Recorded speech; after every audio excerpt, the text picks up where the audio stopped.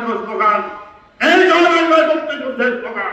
এই জয় বাংলাদেশ সিনেমিকে খেলতে চাইলে আল্লাহর গজব করবে। আমি কে তুমি কে রাজাকার রাজাকার, আরে দাদা আমি কে তুমি কে জানিস? তোরা এই দেশের শত্রু ছেড়ে মা বোনের যথেষ্ট করছে, স্থায়ী ধ্বংস করার চেষ্টা করছে, এখনো ষড়যন্ত্র করে যাচ্ছে। রাজাকাররা কিভাবে দেশকে ধ্বংস করতে চেষ্টা করছে, আমরা আমাদের দেশের জনগণ চুপচাপ বসে বসে চেয়ে দিচ্ছি।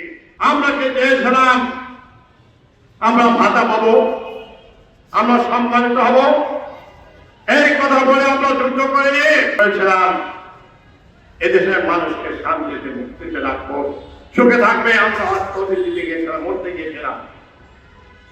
আর যা আমরা গিয়েছিলাম সেই হাজার বছর শ্রেষ্ঠ বাঙালি জাতির জন্য বঙ্গবন্ধু শেখ মুজিবুর রহমান, যে দেশের জন্য 15 বছর সে জেল খেটেছে, যে 3 বার ফাঁসি কাটতে গিয়েছে, সেই বঙ্গবন্ধু তাকে দেশের মানুষ ঝাঁপিয়ে পড়েছিল যুদ্ধে।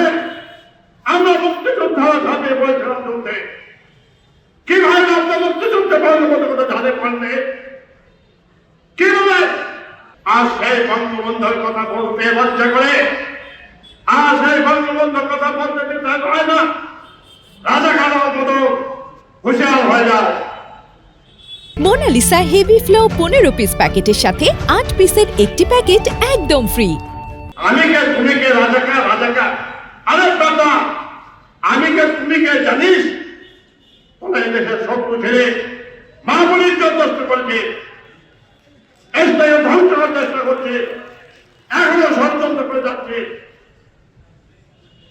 এই ষড়যন্ত্রকে রুখতে হলে আমাদের আজকে 11 তারিখের মধ্যে এখান থেকে শপথ নিতে হবে যে আমরা দেশ স্বাধীন করেছিলাম এই দেশের মানুষের সুখের জন্য, কল্যাণের জন্য, এ দেশকে ধ্বংস করার জন্য নয়, ইতিহাসকে বিকৃত করার জন্য নয়। এই কারণে আমরা সবাই প্রস্তুত আছি না ভাই। চলে বলেন জয় বাংলা, জয় বাংলা। এই জয় বাংলায় আমাদের জাতীয় স্লোগান, এই জয় বাংলায় মুক্তিযুদ্ধের স্লোগান। এই জয় বাংলাদেশ সিনেমিকে খেলতে চাইলে আল্লাহর গজব করবে। আল্লাহ তাআলা আমাদেরকে ভালোবেসে আমাদেরকে জীবিত রেখেছেন। আমাদের মতো মুক্তিযোদ্ধা অনেক মুক্তিযোদ্ধা বলে গেছেন, তারা আজকে এই অবস্থা দেখতে পাচ্ছে না। রাজাকাররা কিভাবে দেশকে ধ্বংস করতে চেষ্টা করছে, আমরা আমাদের দেশের জনগণ চুপচাপ বসে বসে চেয়ে দিচ্ছি। মুক্তিযোদ্ধারা আমরা বসে থাকবো না। আমরা আজকে চেতনা বিকাশ ঘটাবো। আজকে থেকে আমরা প্রতিজ্ঞা করবো এই দেশকে স্বাধীন করেছিলাম, এই দেশকে রক্ষা করার দায়িত্ব আমাদের আছে।